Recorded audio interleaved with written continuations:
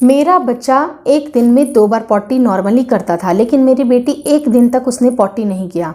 अब मुझे बहुत ज़्यादा पैनिक होने लगा कि एक दिन तक बच्ची ने पॉटी नहीं किया है, क्या उसको परेशानी तो नहीं होने लगी।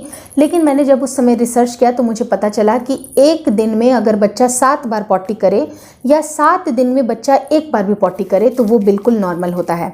तो यदि अगर आपको इस तरह की समस्या है, अगर आपका बच्चा बहुत दिन तक अगर उसने पॉटी नहीं की है, काफ़ी टाइम लगा रहा है, तो आप 7 दिन को बिल्कुल नॉर्मल मान सकते हैं, जो कि बिल्कुल एब्सोल्युटली नॉर्मल है। और एक दिन में भी अगर आप 7 बार बच्चे की पॉटी साफ करें, 7 बार वो कर दिया है, चाहे वो लूज मोशन की वजह से हो या फिर जिस भी कारण से हो, तो वो भी बिल्कुल नॉर्मल होता है। लेकिन सबसे पहले बात कर लेते हैं कि अगर आपके बच्चे को 7 दिन तक पॉटी नहीं आई तब आपको क्या करना चाहिए।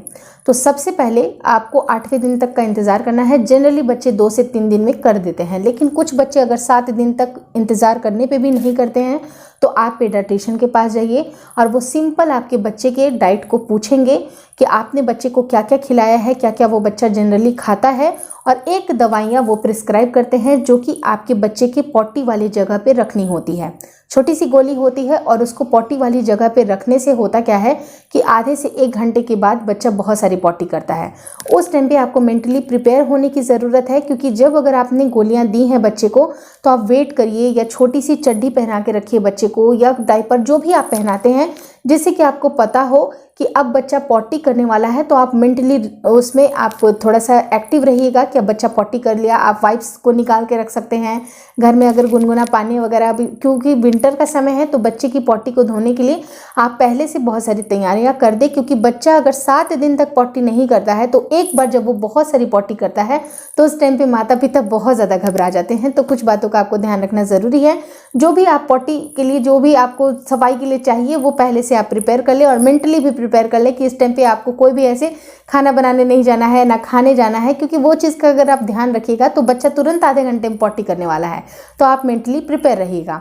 अब होता क्या है कि बहुत सारे लोग अब ये भी घबरा जाते हैं कि मान लीजिए कि उन्होंने पीडियाट्रिशियन को नहीं मिले और 2 से 3 दिन हो गए, अब क्या करें। तो हो सके तो आप बच्चे को ऐसे फूड खिलाइए जो कि बिल्कुल इजीली डाइजेस्ट करने लायक हों। जैसे कि बच्चे को बहुत ज़्यादा दालों का सेवन ना कराइए, लेकिन मूंग दाल काफ़ी हल्की होती है, पचने में अच्छी होती है, उसको आप दे सकते हैं। और हरी पत्तेदार सब्जियां अगर खिला सकते हैं तो खिलाइए। बच्चे को फ्रूट दे दीजिए, फ्रूट की प्यूरी बना के दे दीजिए, क्योंकि बच्चा अगर आपका फ्रूट पे आ गया है, अगर उसकी अन्नप्राशन शुरू हो गई है, तो आप अन्न को 1 से 2 दिन स्टॉप करके फ्रूट के ऊपर, दूध के ऊपर डिपेंड करना शुरू कर दें। क्योंकि आप देखिएगा कि फ्रूट में जो फाइबर होते हैं, जो वेजिटेबल में जो फाइबर होते हैं, वो बच्चे की बॉवल को क्लियर करते हैं और बच्चा झटपट पॉटी कर देता है। थर्ड इंपॉर्टेंट चीज़ कि आप बच्चे के प्राइवेट पार्ट का जो एरिया होता है, पॉटी वाली जगह होती है, वहाँ पर हल्की सी कोकोनट ऑयल को भी आप लगा सकते हैं, जिससे कि अगर बच्चे की हार्ड पॉटी बन रही है तो उस टाइम पे भी वो आसानी से पॉटी कर दे, उसको परेशानी ना हो। लेकिन उसके पहले मेक श्योर करिए कि आप बच्चे को पेट पे उसका हींग का पेस्ट अच्छी तरह से लगाना शुरू कर दें। क्योंकि अगर बच्चे को कोलिक है या हार्ड पॉटी आने की समस्या है, उसको गैस बहुत ज़्यादा ट्रैप हो रही है उसके पेट में, तो सबसे पहले बच्चे को टमी टाइम दीजिए। पेट में थोड़ा सा रिलैक्स फील करिए, थोड़ा हल्का हल्के हाथों से मसाज करिए, और हींग का जो पेस्ट होता है, हल्के पानी में आपको जैसे छोटा सा 2 से 3 चम्मच पानी लेना है, और उसमें हल्की सी आपको आधा चम्मच के भी कम आपको सिर्फ हींग को मिलाना है, और अच्छी तरह से पेस्ट बना के उसी से मसाज करना है अपने बच्चे के पूरे पेट में। अगर आप पेट में मसाज करते हैं तो बच्चे की गैस रिलीज़ होती है और उसको पॉटी करने में ज़्यादा परेशानी नहीं होती है।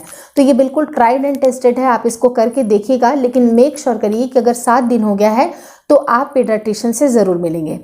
अब रही दूसरी केस क्या होती है कि अगर बच्चे को बहुत ज़्यादा पॉटी हो रही है, तो पहले आप बच्चे की पानी के इंटेक को आपको ध्यान रखना ज़रूरी है। क्योंकि अगर बहुत ज़्यादा बच्चे को पॉटी होगी, बच्चे को इरिटेशन होगी, और उस टाइम पे उसके शरीर से पानी बहुत ज़्यादा निकलता जाएगा।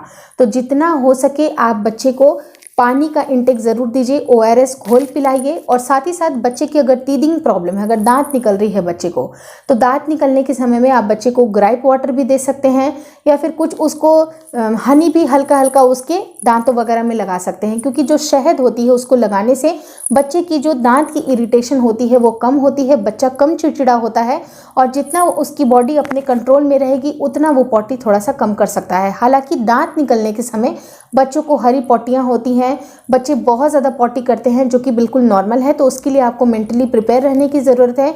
बहुत सारी छोटी छोटी चड्डियाँ खरीद करके रख लीजिए, बहुत सारे छोटे छोटे पैजामे रख लीजिए, जिससे कि आपको पता है कि ये बच्चे का टीदिंग फेज चल रहा है और इस टाइम पे इस तरह की परेशानियां आती हैं जो कि बिल्कुल नॉर्मल है। तो आप भी मेंटली प्रिपेयर रहिएगा और बच्चे को भी उस हिसाब से आपको टमी टाइम भी देना है।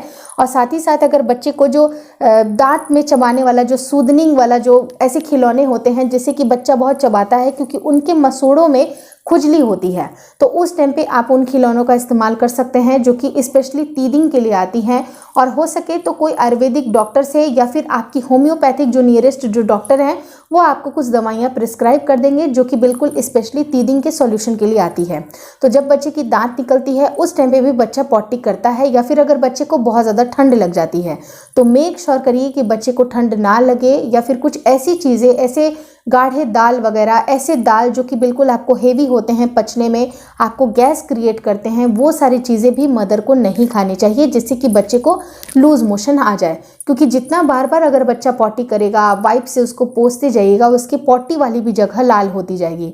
अब जब पॉटी वाली जगह लाल हो जाएगी उस केस में माँ बाप को क्या करना चाहिए, उसके लिए मैं एंड स्क्रीन पे एक वीडियो की लिंक ड्रॉप करूँगी जिसको आप डिटेल में पूरी वीडियो ज़रूर देख लीजिएगा, ताकि अगर आपके बच्चे को रेडनेस आ गई है, अगर बच्चा तकलीफ से रोता है, उस टाइम पे आपको क्या करना चाहिए। मुझे लगता है कि ये वीडियो आपके लिए बहुत इन्फॉर्मेटिव रही होगी। अगर अच्छी लगी वीडियो तो प्लीज़ पूरी ज़रूर देखिएगा मेरी बाकी भी वीडियोस, और इस चैनल को, मेरे चैनल को शेयर करना बिल्कुल भी नहीं भूलिएगा। Thank you so much for watching twins my world baby care.